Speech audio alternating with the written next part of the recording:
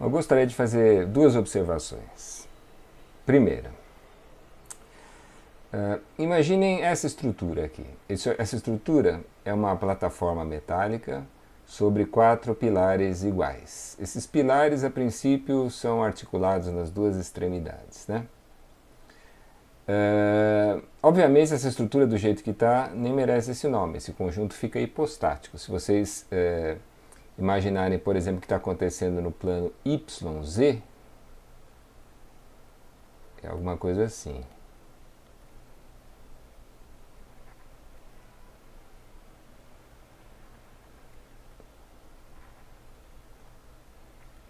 O conjunto é articulado nos 4 pontos, né?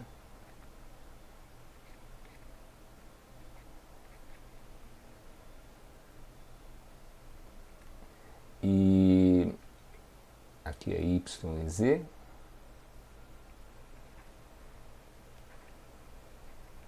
E do jeito que está, existe movimento de corpo rígido. Esse conjunto pode fazer assim. Sem que nenhuma barra mude de comprimento, ele pode ter esse tipo de movimento, né? Tá aí o nome é movimento de corpo rígido. Bom, quando o conjunto tem movimento de corpo rígido, ele é hipostático, né? É um mecanismo. E isso não pode acontecer. Para impedir esse movimento de corpo rígido, nós vamos modificar ligeiramente essa estrutura fazendo assim, ó. Na direção Y, eu vou introduzir um vínculo assim, nesse ponto, e outro vínculo assim do lado de cá.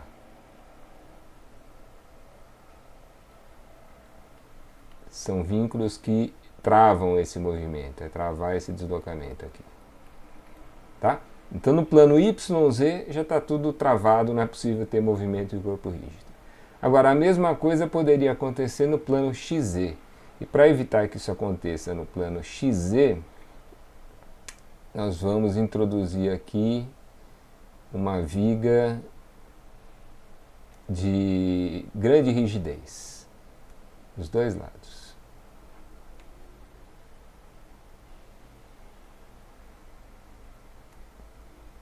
Tá? Aqui seria pontilhado, né?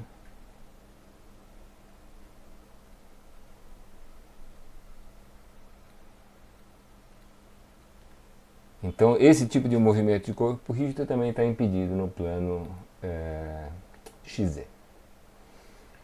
Vamos imaginar que essa estrutura seja carregada, tem um carregamento distribuído aqui em cima e que no final das contas cada pilar receba uma mesma contribuição P.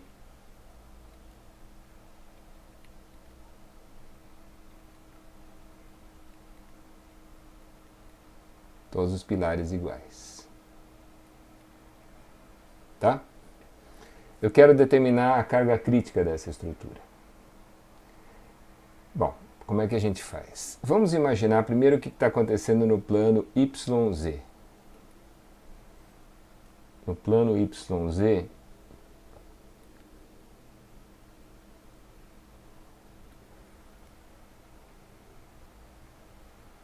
é alguma coisa assim.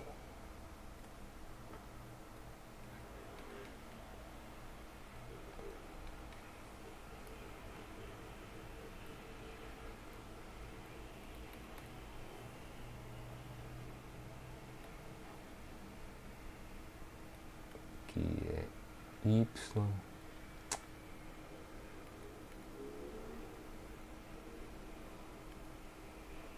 Saudade da minha lousa. Y. E aqui é Z. Tá? E a força P aparece aqui.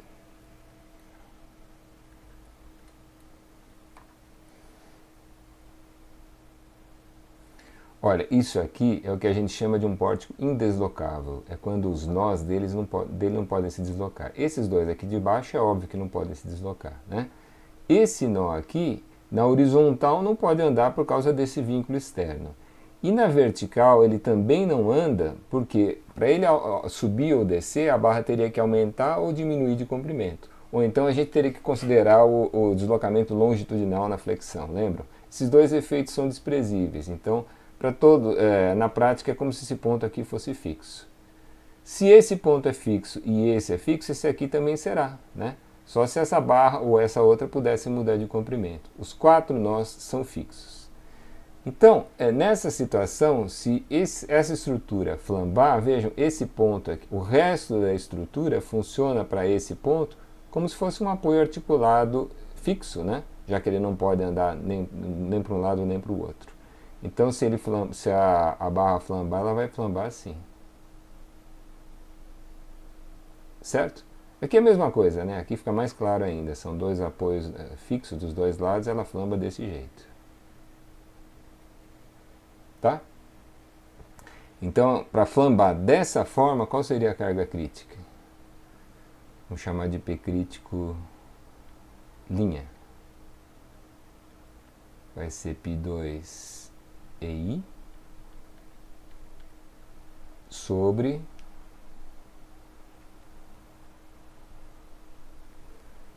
o comprimento de flambagem ao quadrado. Bom, agora qual que é o comprimento de flambagem?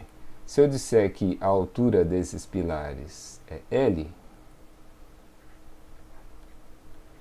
nesse caso, para a viga simplesmente apoiada, o comprimento de flambagem é o próprio L. Tá? Agora, qual é o I que entra aqui, hein? Vejam, para flambar desse jeito no plano YZ, é porque a flexão está acontecendo em torno desse eixo, concordam? Para flambar nesse plano, a flexão ocorre em torno do eixo que está perpendicular, é só pensar no momento fletor, em torno do eixo que é perpendicular ao plano da figura, o eixo X. Então, nessa carga de flambagem, quem entra é o IX. Tá? Agora, e no outro plano, no plano XZ? No plano XZ está acontecendo isso aqui, ó.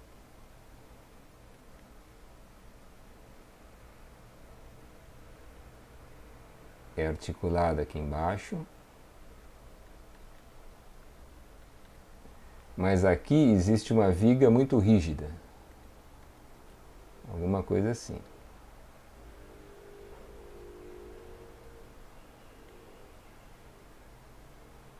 Tá? E esse nó fica rígido, né? Nesse plano o nó é rígido. Os eixos apareceriam, aqui seria o Z e aqui seria o X.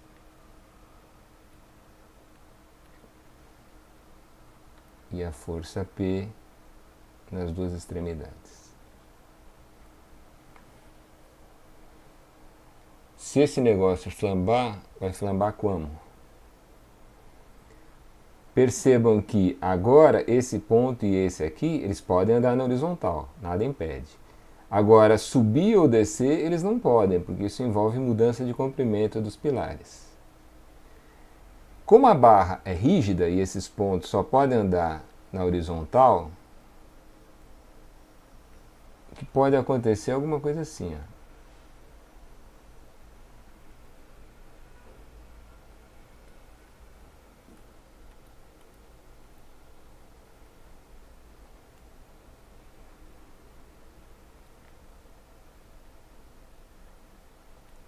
Não é isso? Essa barra rígida só pode andar na horizontal, ela está engastando a extremidade dos pilares e aqui o pilar é articulado. Tá? Bom, o que nós estamos vendo aqui é um caso prático de um apoio de simples translação. É como se fosse assim, ó. Uma barra articulada numa extremidade com apoio de simples translação horizontal aqui, ó.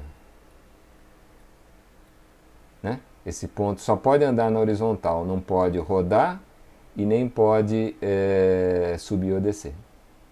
Nesse caso, quem é o comprimento de flambagem? Lembram disso? Isso aqui é como se fosse a metade inferior da viga em balanço, da viga biapoiada de comprimento 2L. Né? Para esse modo de flambagem, a nova carga crítica, que eu vou chamar de P crítico duas linhas, vai ser π2 EI dividido por 2L é o comprimento de flambagem nessa direção. Tá? E que momento de inércia que vai entrar aqui? Bom, para flambar desse jeito, a flexão está ocorrendo em torno do eixo que está perpendicular ao plano da figura, que é o eixo Y, né? Então aqui vai entrar o Y. Tá certo?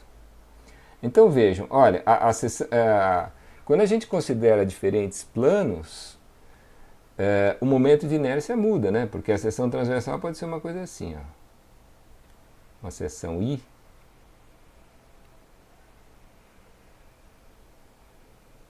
E o momento de inércia vai ser diferente em diferentes planos, né?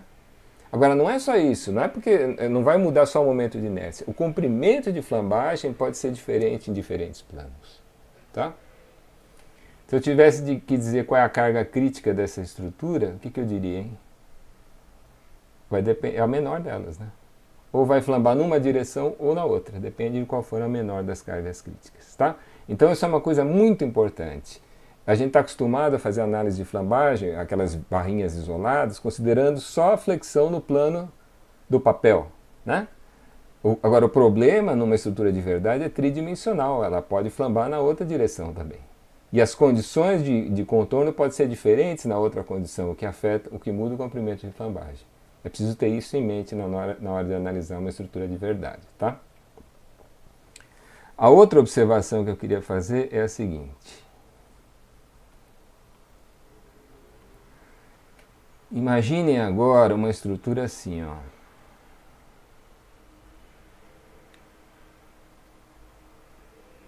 Uma estrutura de 3 barras.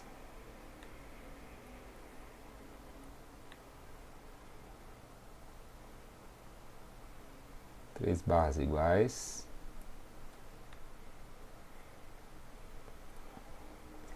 Aqui nós vamos imaginar um engastamento. Aqui um apoio articulado fixo. E aqui, ó, vamos imaginar articulações nessas duas posições. Tá? As 3 barras são iguais, o EI é constante. E os comprimentos são LLL. Eu vou aplicar a essa estrutura um problema plano, né? Eu vou aplicar um carregamento aqui.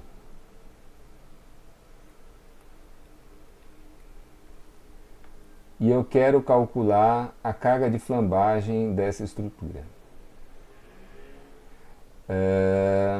Vejam, esse problema é bem diferente do anterior. Inclusive pelo seguinte, se vocês olharem no problema anterior, todos os pilares são iguais, estão submetidos ao mesmo carregamento. Quando um deles flambar, todos eles flambam ao mesmo tempo, né? Então a carga de flambagem desse conjunto se confunde com a carga de flambagem de cada uma das barras, né? Aqui não é bem assim, né? Como é que a gente faz para determinar a carga de flambagem dessa estrutura? Bom, nós não falamos em carga de flambagem de estrutura, falamos em carga de flambagem de barra, mas a gente pode arriscar. Vamos pensar um pouquinho. O que seria uma análise de primeira ordem dessa estrutura, que é aquela análise que todo mundo faz quando começa a analisar uma estrutura? É equilíbrio na configuração indeformada, né? Então, com muita humildade, vamos desenhar aqui as reações de apoio possíveis, dada a natureza dos vínculos. São 5, né? Equações de equilíbrio que a gente tem para essa estrutura são 3, as equações de equilíbrio no plano, e mais 2 condições, que o momento fletor tem que ser 0 nessas 2 articulações. Ou seja, eu tenho 5 equações, 5 incógnitas, esse problema isostático eu consigo resolver só usando as equações de equilíbrio, tá? Então, por exemplo, se eu considerar que o momento fletor nessa articulação dá 0, essa reação aqui dá 0. Se essa reação for 0, por soma de forças na horizontal, essa aqui vai ser 0 também. Né? Agora faça um equilíbrio de momento fletor 0 nesse ponto, olhando para o lado de cá. Você tem esse P vezes L no sentido horário, esse aqui também tem que ser P de baixo para cima, né? Tá certo? Olha, e se esse P esses dois cancelam, no equilíbrio da vertical um cancela o outro, essa reação vai ser zero. E agora esse momento vai ser zero também, né? Se faça um momento fletor zero olhando para esse pedaço, a única coisa que sobrou aqui é esse momento. Ou seja, numa análise de primeira ordem dessa estrutura, a única coisa que está acontecendo é que essa barra aqui está sendo comprimida. O resto da estrutura nem toma conhecimento disso. É uma barra submetida à compressão. Isso não afeta o resto da estrutura, não é? Então, é mais do que natural que a gente pense o seguinte: se só essa barra está trabalhando nessa estrutura, numa análise de primeira ordem, e ela está comprimida, é razoável imaginar que a carga de flambagem dessa estrutura seja a carga de flambagem de uma barra simplesmente apoiada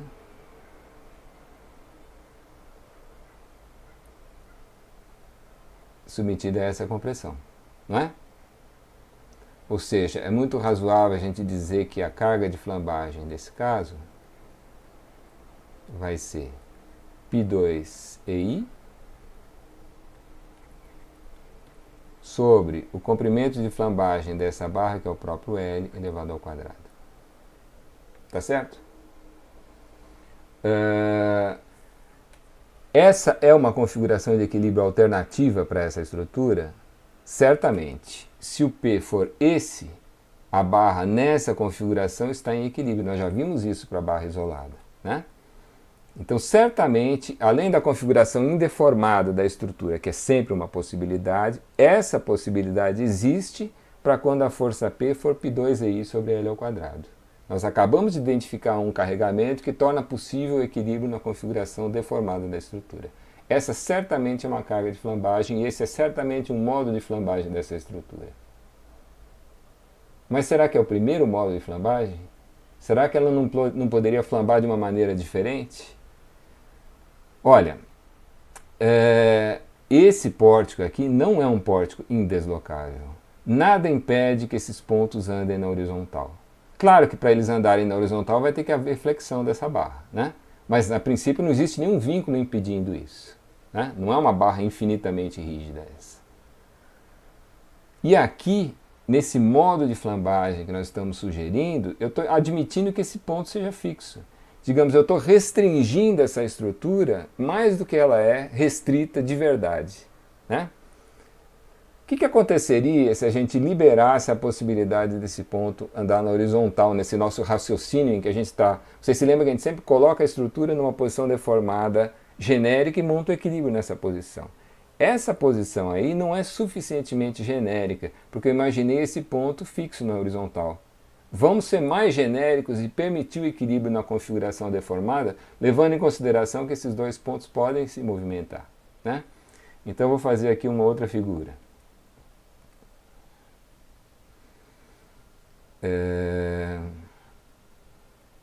A configuração indeformada de referência vai ser essa aqui.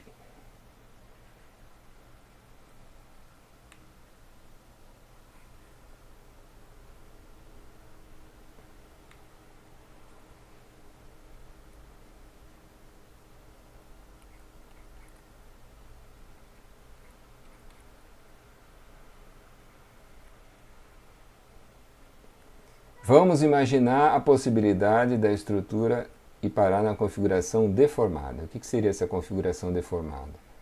Seria, por exemplo... Aqui está errado, né? Aqui é engastamento.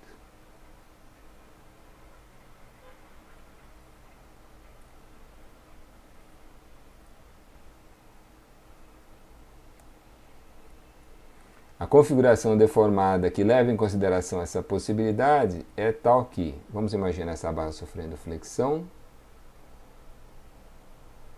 e esse ponto vindo parar aqui. Tá? Olha, se esse ponto tem um deslocamento delta, e eu não considero a variação de comprimento das barras, que a gente sempre vem fazendo, esse outro nó vem parar aqui. né? Então essa barra horizontal faz isso e essa outra barra faz isso.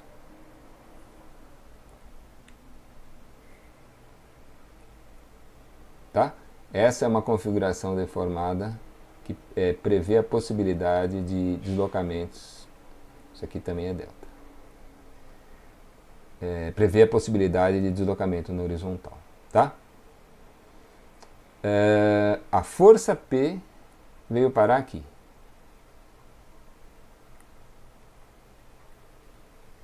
Vamos montar o equilíbrio na configuração deformada. Eu vou chamar esse ponto aqui de A, esse ponto aqui de B. Então aqui serão A' e B'. Tá? Percebam, vamos usar essas coisas que a gente já sabe, né? Essas duas barras AB e BC são barras articuladas nas duas extremidades, sem carregamento entre as articulações. Elas funcionam como barras de treliça, né? Elas só têm força normal. Então aqui a gente espera, na hora de formular o equilíbrio do nó B', do ponto B', a gente espera que aconteça o seguinte. Imagine aqui o B'. Eu não quero ficar na frente aqui. O B' está aqui. Quais são as forças atuantes em B'? Vai ser a força P e as forças normais nas duas barras.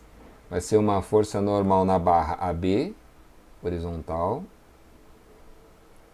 e vai ser uma força normal na barra BC, inclinada, né? Estou fazendo equilíbrio na posição deformada. Tá certo? Bom, para haver equilíbrio, essa aqui vai ter que ser de baixo para cima, e se essa for de baixo para cima, para haver equilíbrio na horizontal, essa vai ter que ser da direita para a esquerda, tá? Vamos chamar essa força aqui de H. Para que essas forças estejam em equilíbrio, é preciso que esse polígono de forças seja fechado, né? Então, o polígono de força seria assim, o P de cima para baixo. É como o equilíbrio de uma barra de treliça, né? De um nó de treliça. O H aqui. E essa outra força normal assim. Tá? Vamos chamar esse ângulo aqui de θ. Desse triângulo a gente pode tirar aqui H é igual a P vezes a tangente de θ, não é isso? H dividido por P é a tangente de θ. Então H é igual a P vezes a tangente de θ. Agora, a tangente de θ, se vocês olharem a figura, esse ângulo θ aparece aqui e aparece aqui também. Esse aqui também é θ. A tangente de θ é delta dividido por L, né? Então isso aqui é P vezes delta dividido por L. Tá certo? Agora veja o que está acontecendo com essa outra barra, a barra AD. A barra AD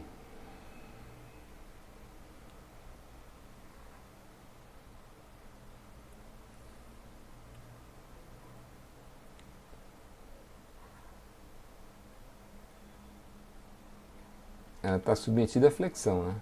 Só. Não é flexão composta. Ela vai se deformar desse jeito.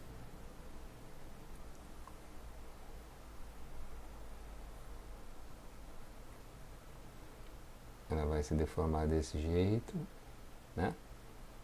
Sob a ação dessa força H, que nessa barra tem o sentido contrário.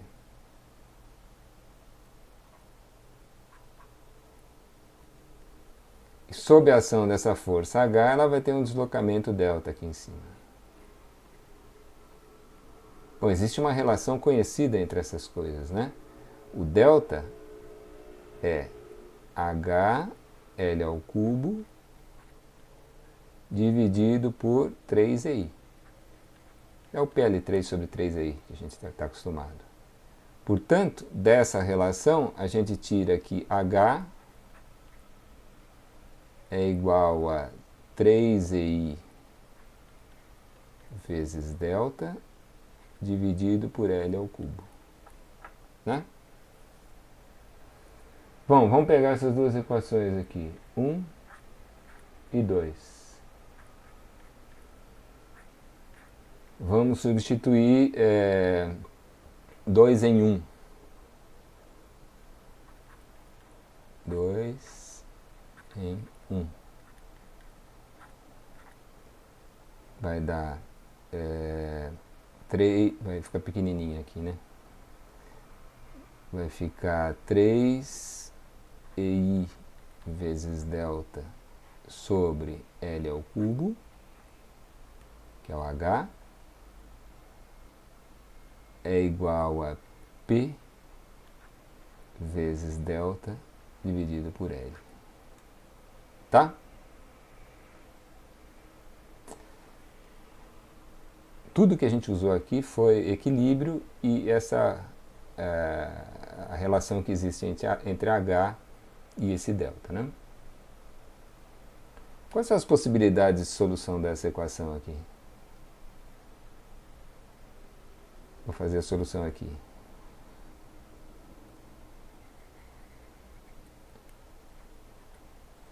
Primeira possibilidade é delta igual a zero. Delta igual a zero é equilíbrio, é uma solução desse problema, qualquer que seja o valor de P. Ou seja, uma possibilidade é a estrutura ficar na configuração indeformada, a gente já sabia. O que essa relação está mostrando é que se P for 3EI sobre L ao quadrado,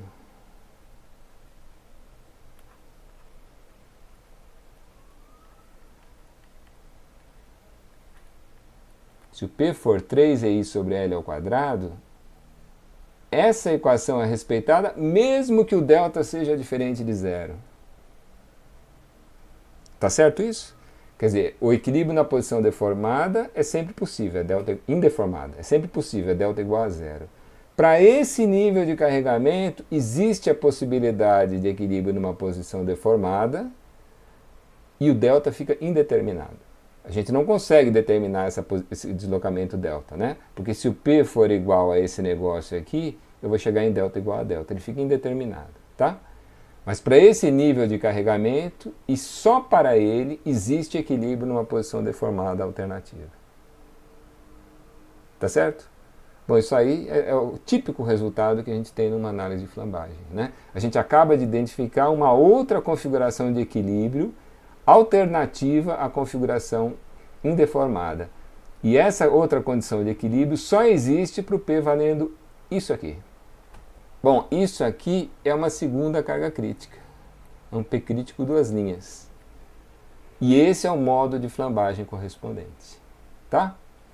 Então, compare as duas cargas críticas que nós determinamos. A primeira carga crítica, desse primeiro modo de flambagem, tinha aqui um π ao quadrado. Π ao quadrado é alguma coisa como 10.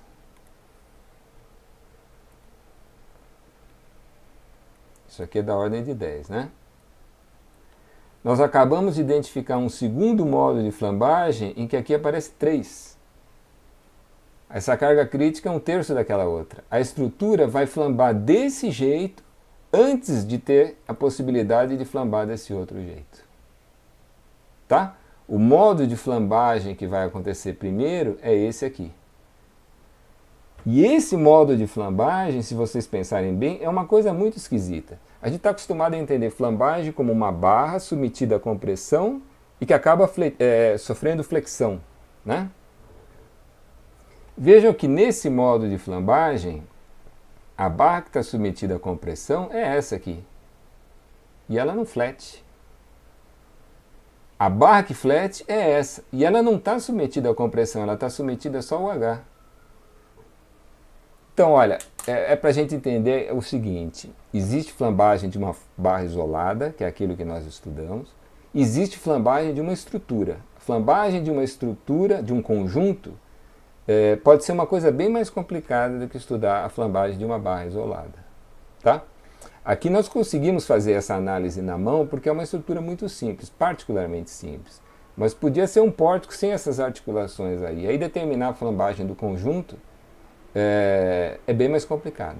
Tá? Dá para fazer em alguns casos, mas em geral é muito mais fácil fazer no computador e o computador não tem dificuldade de fazer esse tipo de análise. Tá? Então existe flambagem de barra e existe flambagem do conjunto. E às vezes ocorre flambagem do conjunto sem que aconteça o que a gente espera, aquilo que a gente chamaria de flambagem de uma barra isoladamente. Tá? Não dá para dizer que essa barra, que era a única comprimida na análise de primeira ordem, flambou. Né? O conjunto flambou, mas no sentido clássico, essa barra nem sofreu flexão. Tá? Existe flambagem da barra, existe a flambagem do conjunto. Deixa eu chamar a atenção para uma coisa importante. Se as barras não fossem iguais, se essas aqui tivessem rigidez EI e essa aqui tivesse rigidez 4EI, uma barra bem rígida aqui, se essa rigidez fosse 4EI, aqui apareceria 12, né? No lugar desse EI apareceria 4EI, seria 12. E essa primeira carga de flambagem não seria afetada. Ou seja, se essa barra fosse muito rígida, uns 4EI, a estrutura flambaria desse jeito antes de flambar daquele outro jeito. Tá? Esse seria o primeiro modo e aquele seria o segundo modo. Tá?